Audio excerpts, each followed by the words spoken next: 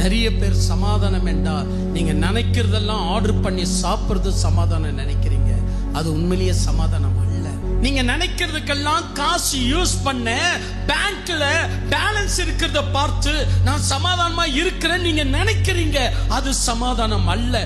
மெய்யான சமாதானம் எது தெரியுமா? அலைச்சலா இருந்தாலும், பிரச்சனையா இருந்தாலும், வீட்டுல நோயாளிகளை சுமந்து கொண்டு ஹாஸ்பிட்டல் கையுமா இருந்தாலும், சில ஏதோ ஒரு எதிர்ப்புகள் நிமித்தம் கோர்ட்டும் கையுமா இருந்தாலும், ஆனா நீ நல்வழியில இன்னும் ஆண்டவர் வச்சிருக்கிறார் பார், அதுதாங்க மெய்யான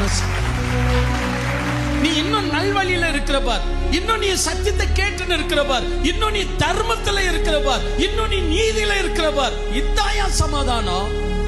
பாக்கெட்ல காசு இருக்குதெல்லாம் என்னைக்கும் சமாதானம் இல்லை. அவையெல்லாம் நமக்கு சமாதானமாய் மாறாது.